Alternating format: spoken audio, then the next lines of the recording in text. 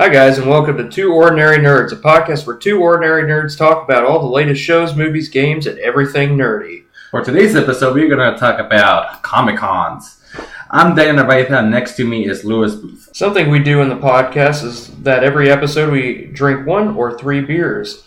And we will try to have a different beer every time. Today I'm drinking on Oktoberfest by Sam Adams. It comes out between August and the end of September every year. It is my favorite beer. Daniel, what are you drinking on? On this special occasion, our first episode, I'm drinking Tank 7 from Boulevard. It's a KC brewery, one of my favorite drinks. Anybody who hasn't tried it should try to get it. Now that we know what we're drinking, time to throw on our cosplay and walk around the different vendors at Comic-Con. For anybody who has never been to a Comic-Con, what would you say, Lou? It's what you expect. You know, if I was new to this world and I was like, hey, you should come to a Comic-Con. It's like, I've never been to it. How would you describe it? For someone who hasn't been to one, it can be a little overwhelming at first. There's a lot of people, depending on which one you go to. I mean, for instance, like if you went to San Diego Comic-Con, obviously we haven't been there, but that place is, I mean, there's thousands of people. But here in Kansas City, our 2 Comic-Cons that we have, I would say it's not a little overwhelming at first, but then it's just more excitement than anything. Yeah, exactly. I would have said, like, if you go to in a Comic-Con, you know, you're thinking you're going to see panels. I'm going to be honest, you're first going to see, what you're going to notice is the cosplay. Just walking down and you're going to see the good, the bad, and trust me, the ugly. Definitely ugly. But then the good ones are going to be like, holy fucking shit. So we saw a guy, we went to a Comic-Con this weekend, and we saw a guy that was walking around dressed as Baby.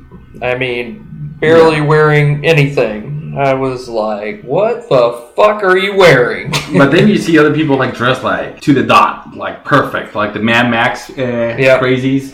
That was amazing. I also say, yes, be prepared to have cash in hand, even though now it's getting to the point that most people have credit cards. But buying stuff you can use credit cards for, but if you're wanting to, you know, take a picture with a celebrity that's there or, you know, someone you want to meet, you can meet them. But if you want to take a picture or get something autographed, it costs money. For instance, it's probably about $25 to $70 to get a picture with somebody. But that's media, not creators. Media meaning TV and movies, those correct people. So like if you want to get a comic signed, it's free.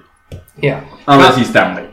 Yeah. Then you're talking about $100, $200. Comic book artists are, they don't really charge you. If you want to see a media specialist, you know, like Daryl Dixon, you're going to spend, you know, at least $40 to take a picture with them. Sometimes they're nice enough, they're like, we'll take a picture with you for free. But ever since we've been, it's cost money. Mm-hmm. And same thing is, there's going to be stores everywhere, most of it, and there's going to be pops and comics. Anything that's relatively, you know, popular right now, it's going to be overpriced in these locations. But if you dig through the mountains of comics, you can always find those gems for a decent price. It's like if the new Suicide Squad movie came out, anything Suicide Squad is going to go mark up from $5 to, $50. Well, for instance, I found that issue, that variance comic issue number 100 of Walking Dead, the black and white version, which going probably when it was sold was probably maybe $100, $200 maybe, or it still could be, but we found it for $35. Yeah, you can find gems, but you have to look through it. Like, I mean, there's and it's easier said than done. Because there's so much stuff. And that's one of the great things of Comic-Con is that you can find anything for everybody. Like my wife, Lou's girlfriend came with us last year, and they both had a good time because both of them, like, they're very opposite girls, but they both felt like, ooh, look at this, ooh, look at that. Because there's so many vendors, and it's no longer comic, it's comic, and then you have your shows, and maybe your girlfriend likes Arrow, or maybe your girlfriend likes Doctor Who, there's going to be Doctor Who things, and there's going to be Arrow things, it's everything, and that has to be nerdy, is you just find Legos, and you find, what else, like, dresses, and a whole bunch of stuff. They actually have vendors from our local Renaissance Festival that show up there. One of the coolest vendors I like the costume designers, the ones that have like Groot. Mm-hmm. That's cool. I like the. That'd be cool to... The local cosplayers? Yeah, exactly. They have stores like that. Obviously, they have the TARDIS that you can walk into. They have... The vendors are really neat, though, because most of them have what you're looking for, and they have... Nice to walk around and see old 1990s toys that you grew up with. Exactly. You find like the old Star Wars, like, oh my god, I used to have this. Yeah. And then you look at the prices, like, why did I ever lose them? Just like that Star Wars character, the pilot from Episode 1. I don't know why my grandma bought me this. She could have bought me Darth Vader or Luke, something like that. But I got the pilot from Episode 1 that's flying Padme's ship. I looked at that toy when I saw it on Sunday, and I was, why did I ever own this? Also, the thing you should know is there's a whole bunch of like expositions and panels that you can go there. You sit down in the crowd, and they may do like questions and answers, or they just talk about their lives, their cosplay. So anybody doesn't know what cosplay is, costumes. A contest, whoever has the best cosplay wins. There's always something to see and to watch. You don't have, there's not only buying. You can always sit down and enjoy a show, enjoy one of the creators or media asking questions. But I feel like that's pretty much what to expect. Yeah. Like, I mean, we don't want to spoil the magic because it's very, now we're doing like a very cookie cutter. But there's a lot of magic in there. Once you go there, you understand it. Like, people are friendly. You can talk to creators. You can talk to the character from one show.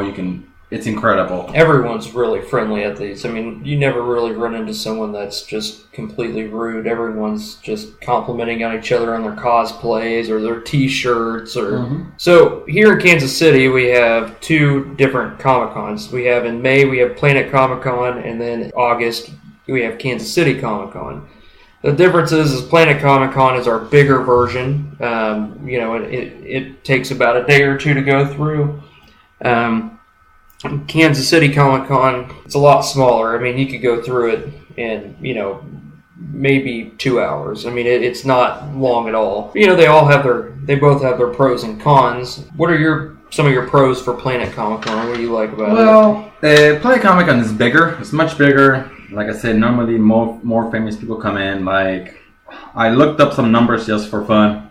Planet Comic-Con gets like 40,000 people, and guests like Stan Lee or Ten Fedem, that's Draco Malfoy, Lou Ferrigno from the Hulk. So we have there's a bigger range of stars. And the KC Comic-Con normally gets like 10,000 people. People like Lando. Who else came to it? There was one guy from one of the new Ninja Turtle movies. He wasn't real big. I didn't know who he was. So there's it's quite. I mean, both the way they play Comic-Con, of course, is the better one, and it's quite big for being from the Midwest. Yeah. Because nowadays you got your New York Comic-Con and you got your San Diego Comic-Con that basically gets all this sunlight, and it feels like every single Comic-Con is like this, but it isn't. Like the local ones have more magic to it. Unless you want to go there and spend a day just to see the Game of Thrones fan in one of the theaters. Here is more. It's more authentic. It's more what it should be and what it used to be. But I like Planet Comic-Con the best. I like Planet Comic-Con the best because of junk. There's just so much junk for my nerd palace. You have to save for months before I go there because I know my walls are gonna go shaking home. I know that's the issue going into there. Or you just at Planet Comic-Con, you're everything. It's just overwhelming. Like, oh, hey, look, there's something Lord of the Rings there that I want. There's something Game of Thrones there that I want. Look at that Walking Dead comic. I have to have that. Exactly. But then you go in there, and the issue is with a bigger one is you don't want to buy that one thing and then come back and realize, oh man, I shouldn't have bought that because I really want this instead. Or you find it somewhere else cheaper. Yeah, and that's a possibility. You can, like for example, I remember I bought one of the pops, and it was the Spider-Man pop, and then I remember being so happy about it. And then one of the things, like when you find a whole bunch of stuff, is like you will find it. You will maybe walk 100 times down that aisle, and then you find a new thing. Yep. And of course, with my luck, I found a new pop, lower price. And of course, I mean, it's only $5, but at the same time, it's more of this like, save your money, be wise, and be patient. Yeah. Yeah, like for instance, Planet Comic-Con, it being as big as it is, it's best to go 2 days, I'd say. Last time we went to Planet Comic-Con, it's 3 days. We went 3 days, and 3 days is a little much, but I could see going 2 days because you don't want to run through it real quick. There's just so much to see at this one. I mean, there's so many vendors. We're talking at least 3 times the vendors that are at Kansas City Comic-Con. What panel did we went to? We went to the Stephen Amell panel, like Arrow Almost there. And we also went for the guy from Walking Dead. No, we didn't. We didn't go. We met him at Kansas City Comic Con. That was No, but we went to the panel when he was talking, wasn't he? Herschel. Not Herschel, the brother. Oh yeah, we also went to the Michael Rooker Guardians of the Galaxy panel. Exactly. Like if you can tell, I'm not our expert of Walking Dead here. I wasn't. I just know it's the brother without the hand. Merle. Yeah, that was a good panel. That's a cool thing about Planet Comic Con is they have really good panels. You know, I'm not a fan of Arrow that much. Don't kill me. I know, but I don't. I'm more of a Walking Dead guy, and Agents of S.H.I.E.L.D. But, they have, that panel was really good to watch, and getting to see, Michael Rooker on stage talk about making Guardians of the Galaxy. And you're right there, too. It's not like San Diego Comic Con, we have to wait 8 hours to see them. 7,000 people venue. It's not. It's like maybe, there was probably about 2,000 people in there, and we had to sit on the floor. You think it was 2,000? I don't think it was even 2,000. Maybe 100. 200 people. No, there was about 2,000 people in there. It was a big venue. I mean, It was huge. Yeah, it was a huge hall, but it's still we had to reach to the floor. Yeah, so I mean, it was thousands. I mean, but it was still not 7,000 people in Hall 8. But anyways, it's still fun. Yeah, like it's great. You see them. You see their face. You see their expression. I like the awkward people that walk up and ask questions. It's more entertaining to watch people ask questions. Who's the guy? What's his name? The guy. He was an asshole to some of those people. Michael Rooker. Yeah, he was. It's one of those he's an asshole, but you kind of like it. Because those questions, you're like, really, you waited 20 minutes to ask this stupid fucking question. Yep. What would you ask the guy who plays? Who's in The Walking Dead and he's in Guardians of the Galaxy? Like, what do you think if Zelda and Link got in an argument? Who do you think will be saying sorry first? I was like, really? Who cares? Exactly. That's exactly the question. The answer he will say. Who cares? Yeah. Next topic. Next topic. Yeah. As for Kansas City Comic Con, it's nice that we have two here because Kansas City Comic Con, we don't have to wait a full year for Planet. We could go to Kansas City Comic Con. It's incredibly smaller, but it's still fun to run through. But it's getting bigger and bigger. That's the fun part. This is the second year that KC Comic Con has been out. The first year, it was too big for it, the space-wise, so it felt empty. This year, they cut the hall in half, basically, and it seemed more packed. There was a lot more vendors and a lot more people. Yep. But it's getting to the point you feel like you're helping your nerdiness, you're the nerd of the community, saying hey, we're here, we are there, you're walking down the street. And you see them, like Homer will say, you can scream, nerd! And they will know it. They will know, they'll be like, hey! And they will cheer. They're not ashamed anymore. And that point to be in the Midwest, it's a big deal. Yep. It's a big deal, and I'm happy to be part of it. Yeah, I completely agree. And I like, Planet Comic Con, they have more so the bigger comic book people there. As for Kansas City Comic Con, they have a lot of hometown, homegrown comic book artists here from Kansas City there. And up-and-coming ventures.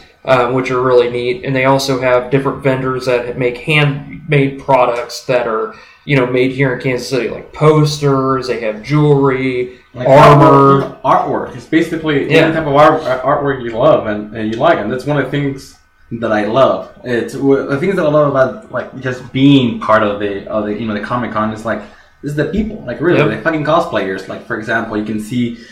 You can see the Mad Max, and you can see all the good cosplayers, even the bad cosplay. You can see it. You can see this. Maybe it's a little kid walking around with a Mega Man helmet, having a great fucking time, and you see it with a dad. It's still one of my favorite cosplays. Is when the first day we went there was a little boy that was walking around, and it's from 4th or 5th episode of Christopher Eccleston as Doctor Who, but he was walking around with a gas mask on, and in the episode, the kid goes, "Mama!" He's basically an alien, but still, the kid's cosplay was awesome. I haven't seen the old Doctor Who. I've seen the first ones with. I hated Doctor Who at the beginning, but It's not old. It was the one with the first of the new. The one with the little plastic man. Yeah, it was that season. Oh, yeah. But one of the things I love about it is for me, I'm a nerd guy. I read. I'm the comic book here, more so and so expert. Not really, because I'm horrible with names, so I'll probably always forget, like, what's this guy's name and what, but I can tell you their backstory. One of the things I love is talking to the creators. Like, you go there and you say, hey, man, like, Jason Aaron, he lives here in Kansas City. He always goes to the Kansas City Comic Cons, and we just talk to him. He's like, hey, how about this new movie? Is it going to make a TV show? Like, I don't mean to interrupt, but for those who don't know, who is Jason Aaron? Jason Aaron is the guy who writes the story from like Star Wars comics, the new Thor comics. He has his own book with Jason Latour. It's called Southern Bastards. It's amazing, and there's been rumors for the longest time there's going to be an AMC show.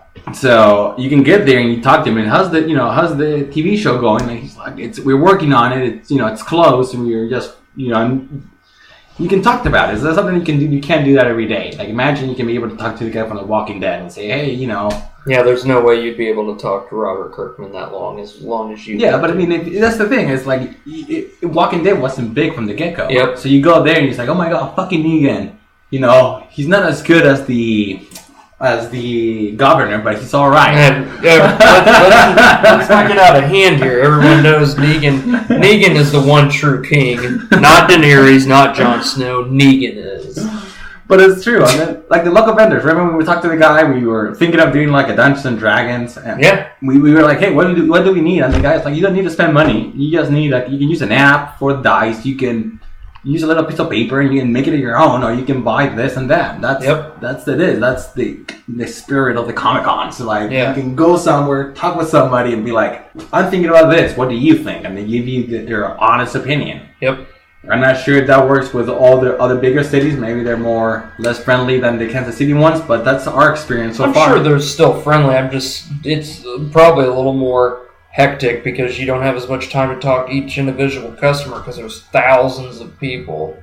Yeah, like for example, we were going down to the scene and you could talk to somebody who's a local creator. Like I know Lewis has talked to this lady and his was it her dad or? Yeah, it was her dad and we will talk about it a little bit more further. But I mean that's the thing. Like a local girl created a comic and she's trying to push it, and you just go there and you talk to her and you're like, yeah, we just walked past them. They're like, hey guys, how you doing? We're like, good.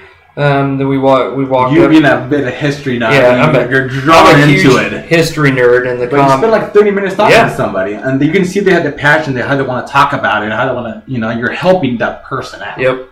And it could be this thing, this comic that we're going to talk about. It can be something else. It can be maybe you're into armor, and there was the armor girl, vendor over there. You can go there and you can speak an hour with about armor. Yeah. Like, it's whatever you feel passionate about, because, it's no longer about comics. It can be books or paintings or drawings. Yeah. Or making maps out of the leather. Yeah. And that's pretty cool. Yeah, they have maps that are made out of hide they show, maps of Hobbiton, of Middle Earth, of Mordor, of, Game of Thrones. It's really neat what they have. And then the same company makes their real leather-bound books. Mm-hmm. And they either have a map on them, or one of them had like a, the Mind of Moria. Speak, friend, and enter? Made it out. But yeah, that's exactly it. That's why I like it. I mean, and another thing, you can find shit everywhere. You can walk down that aisle 100 times, and then the 101st time, you're like, oh my god, look at this. Yeah, I mean, that was one thing. The only disappointment I would say with Kansas City Comic-Con is just the lack of vendors. For instance, we have a store here called Vintage Stock. They weren't there at this Comic-Con. Yeah, that's one of the bigger stores. They go to Planet Comic-Con. They usually have really neat junk to buy. Like, for instance, I bought for $25, I bought a change jar that was Han Solo and Carbonite. I instantly bought that because not a bad deal for that, and it's a good decor item in my room. Yeah. So, what else have you bought over the years? This year you bought just 2 comics, and then because I bought The Walking Dead first issue of the 6 issues. Who was in it? I remember. I forgot. It's Michonne. Michonne. Oh yeah, is it with the katana? Yeah, they're fighting the Whisperers, and it's going to be one huge panorama. You're going to try to get it I'm going to put them together and frame it. That'd be pretty cool.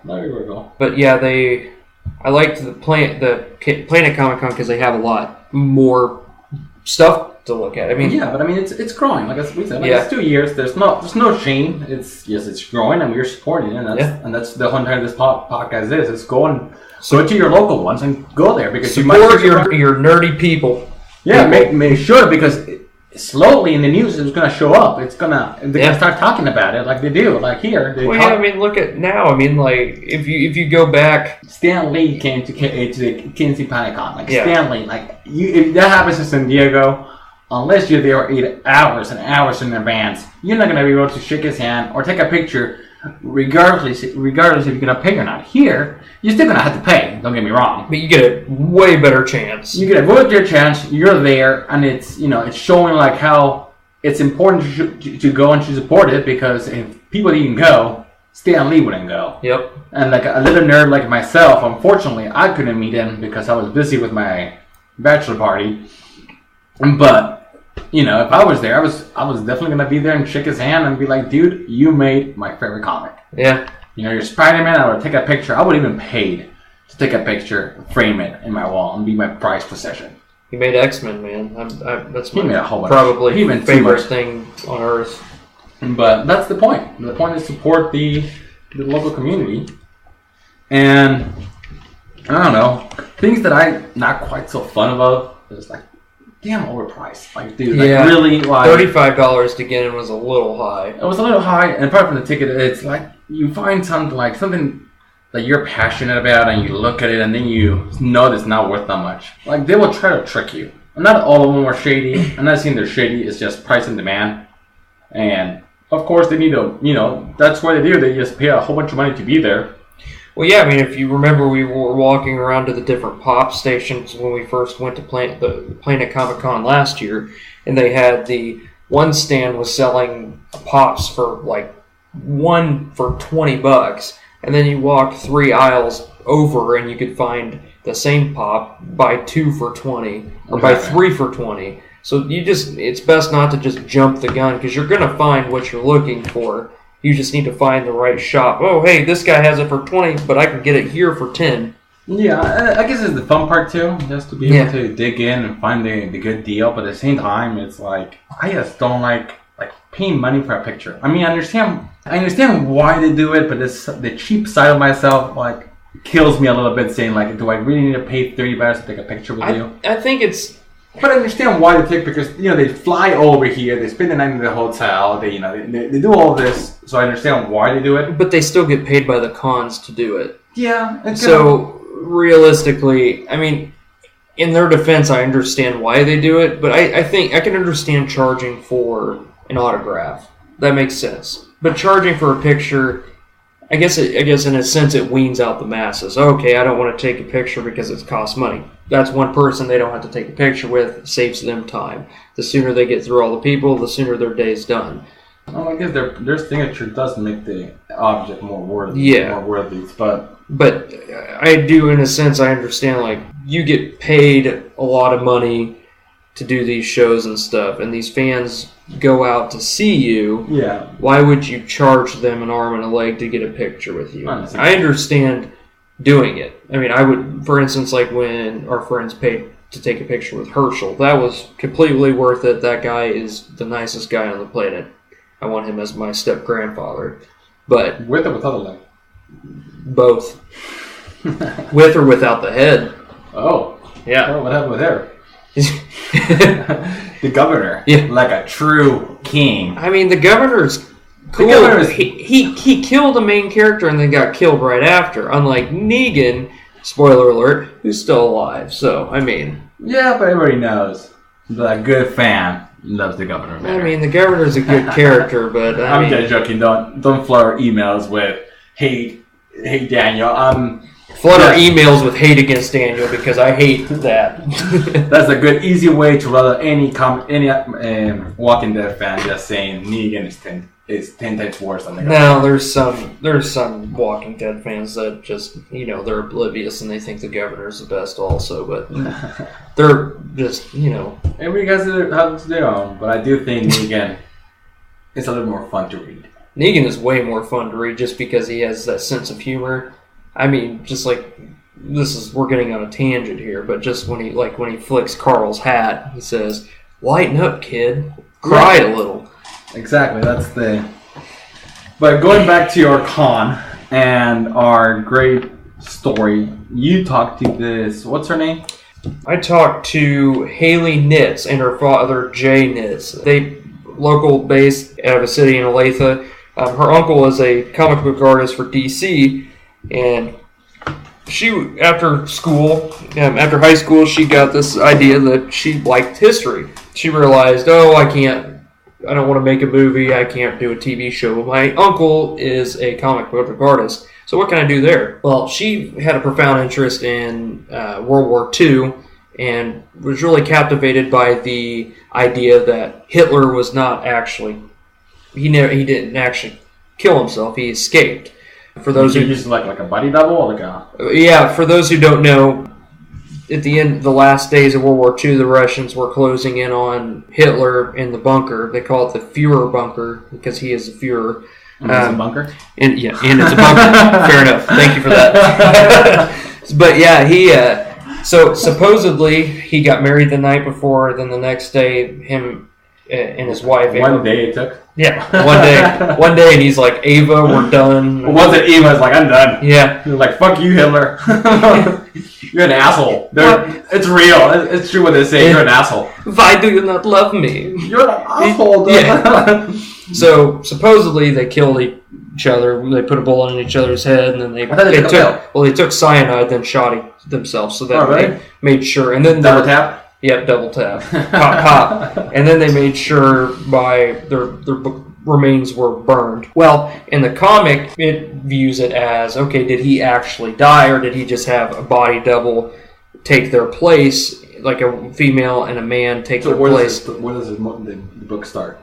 Book starts a couple days before the Russians get to where get to the bunker, the Hitler bunker, if you will. Yeah. So basically, by the end of the comic, he have two doubles, and they kill the doubles, and then they escape. Both of them? Yeah, his wife and him. Was he cuckoo like in the movies tend to say, or does it make him look like sane and rational? Yeah, that's the interesting part about the comic, is you see things in both the American and British eyes, because it's about, the comic's about, obviously Hitler escaping, but an American PI or American GI and a British Special Forces chasing after Hitler, or they begin by chasing after special needs targets, like they're going after Hitler, they're going after Goebbels or Himmler. So the book is about two guys, British and American, going. Yeah, they have a special mission to go. You don't follow Hitler, you're following them too. Well, they don't know. They're first trying to find, because the war is almost over, so they're trying to find high asset targets to kill. But then they stumble upon the bunker where that's basically where it ends, is where they're at the bunker, and someone tells them, oh, Hitler died. We heard that he was killed. And so their generals are basically stating, oh, you need to go follow up on this, let's make sure he's dead. And then that's where the comic leaves you is, okay, are they dead?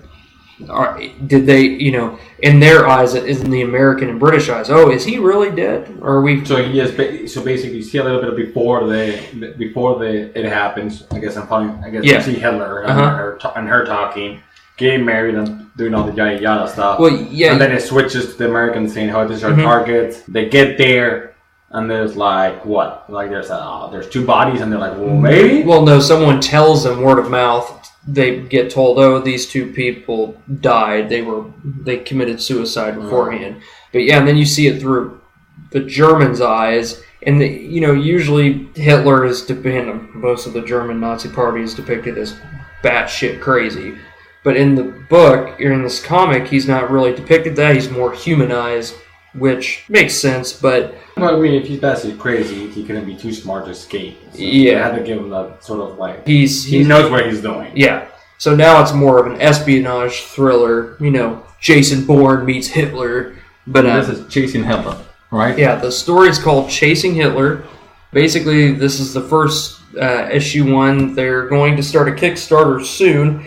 The Kickstarter is going to be for issue number 2 and 3, which will come out at the end of 2017. And if those kick off, then they will probably get a distributor, and it'll become it will be a full-fledged comic. I will say the only dislike I have, the likes I have, it's the art in the comic is fantastic. Yeah, I'm flipping through it, and it's pretty good. It's going to need a little more action. It has some here. I understand issue 1, you can't cram all that in because it's a first issue. There's a little more action in it. It's very, on the German side, it's historically accurate. It's to a T. Yeah. Huh. To a T, they did a pretty good job of representing the wedding before they supposedly killed themselves, and it's very interesting. It's fun to read.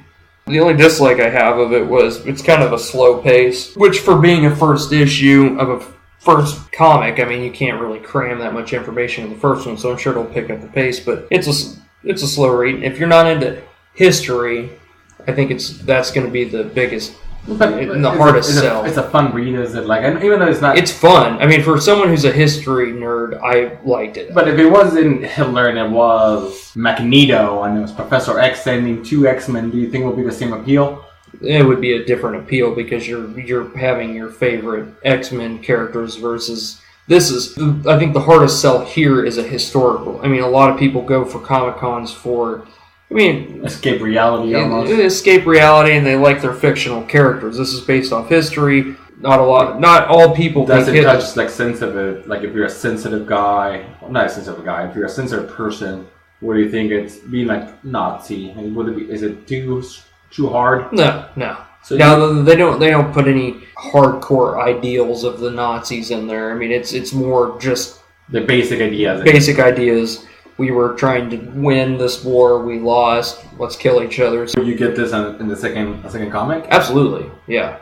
But yeah, they basically just kill themselves out of lack.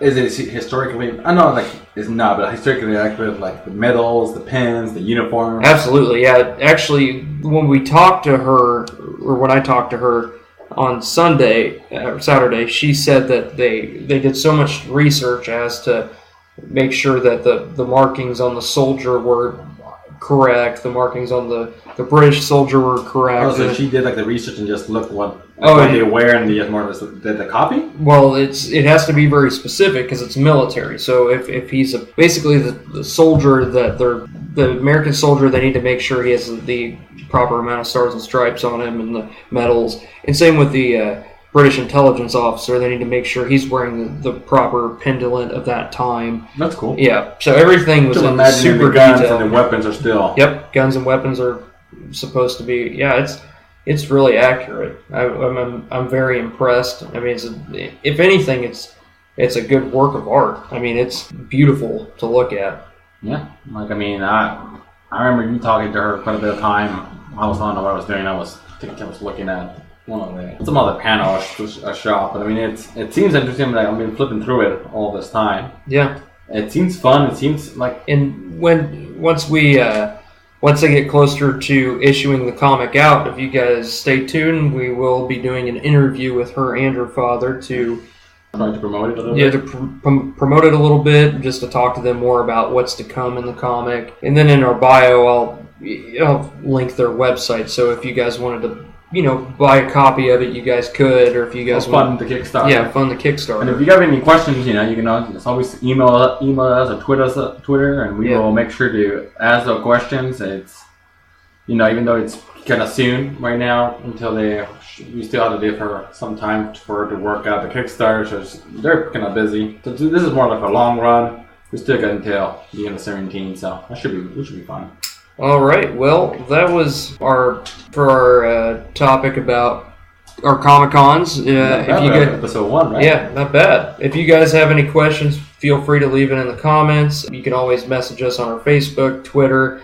We're at 2 Ordinary Nerds on Facebook. If you want to email us, 2ordinarynerds@gmail.com. Our Twitter's 2ordinarynerds. Yeah. So you guessed it. We're 2 Ordinary Nerds. And now we're on to our next topic. At the end of every episode, close to the end of every episode, I'm gonna run through some news. I follow a lot of news basis that talks about movies, TV shows, anything.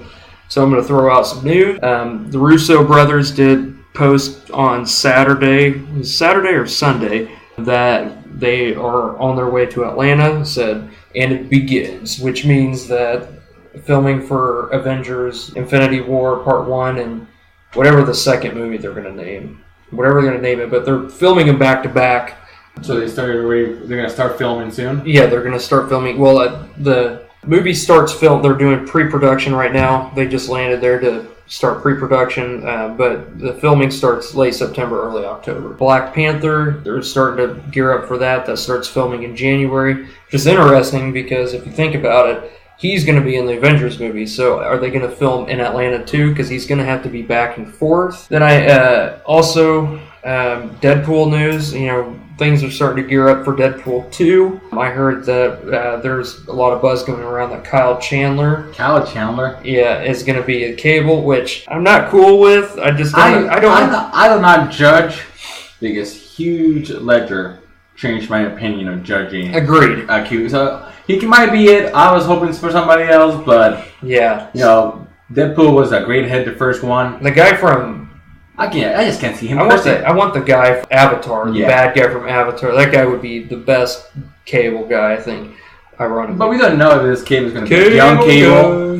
They may show him as a young Cable, or I just don't see Kyle Chandler. I mean, but I heard Ryan Reynolds as a Deadpool, and he did hit him apart. So it doesn't matter. It's just let them do their shit, and let's criticize when we see it. For those who don't know or didn't see on Sunday, they had a Walking Dead Season 7 preview special on. Oh, yeah. And then they had a teaser that was at the end. It was basically Talking Dead, but with a preview special, like talking about what's going to happen next season. Talking about Talking Dead? Talking about Talking Dead. Oh, there was a lot of talking. Chris Hardwick, if you're listening to this, please come on our show. But or we can go to yours. Or we can go on Nerdist too. We listen to Nerdist podcast. But basically, there was a little preview at the end for. It wasn't a preview, but it was like a clip of season 7, and they showed Dwight. Which those who don't know, Dwight is the guy that has half a burned face. They showed the guy from The Office. But they showed him, and he's walking his bike around some zombies, and he has Daryl's vest on. So there's a lot of what? Daryl's vest on. So there's a lot of buzz going around that Daryl's the one who's going to get the bat. So Twitter's going crazy? Yeah, I mean, a lot of people are thinking that. I'm still, my pick is Glenn still. I think they're just trying to psych people out. And then for the last thing, Robert Downey Jr. is rumored to be teaming up with the guy who created, what is that show? True Detective, and they're going to create a show on HBO. So Robert Downey Jr. might be on a TV show on HBO in the coming years, which would be cool. I'd like to see him in a TV show also. There's not enough RDJ out there, man. Yeah, he makes good movies and okay movies. Yep. He has no middle term. Yeah. So, yeah, that's it what I got for news. Daniel, what are you watching, playing? What are you doing? I'm just, like I said, I was in Comic-Con. I just bought Southern Bastards. Anybody pick that show up before MC goes crazy and makes a show, and then forget about it. All those comics going to be worth 10 times more. I'm playing Dead by Daylight. It's a horror game. It's fun. It's a different horror game that I've never played that style before. Isn't that the game? Isn't it basically like you have a either you're the serial killer or you're the person trying to escape, kind of like Texas Chainsaw Massacre? So there's 4 different killers. They're all different, and there's 4 survivors. It's all multiplayer, so you can be or the killer trying to kill the 4 survivors, or the 4 survivors try to survive the killer by doing that sort of missions. And if you get it without getting caught, you win. And it's one of those that you have your heart in your sleeve all the time. And I just finished watching, I think it was last week, is Stranger Things. I love it. We're going to have a podcast about it next week. And we are? Yeah. What? I guess I should get on that. I didn't know we were going to watch that show. Chop, chop. I'm just kidding. It was a good show. What are you reading? Right now, obviously, I'm read Chasing Hitler, keeping up to date with Great review. Thank you for that. Keeping up to date with Walking Dead. And I'm watching the show on BBC. It's called Ripper Street. It's kind of like a detective drama, but it's about, it's like a historically based drama about after Jack the Ripper. It's a good show. This is its 4th season. Oh wow! Fear the Walking Dead starts this weekend, so gonna watch that. The Last Ship. What I'm playing, I'm excited for the end of this month because the last DLC for Fallout 4 comes out. It's called Nuke World, and it's an amusement based DLC for Fallout. Basically, you can have your own amusement park now. No, you could go through and there's it's owned like by raiders, but you go through and you could ride amusement park rides and kill zombies and kill super mutants, and it looks really neat. You get a lot. They have a paddle board, like a paddle board that has a little bouncy ball on it, and you can put an electrode on it and smack people in the head and they'll shock them. That sounds like fun. Yeah, it's always entertaining. So yeah, that's what I'm playing. All right, well, keep tuning, and we see you guys next week. Yeah, once again, if you guys if you guys would like to message or comment, email us at twoordinarynerds@gmail.com. We're on Twitter at two ordinary nerds, and Facebook 2 Ordinary Nerds. All right. We'll see you guys next week. Cheers. Cheers.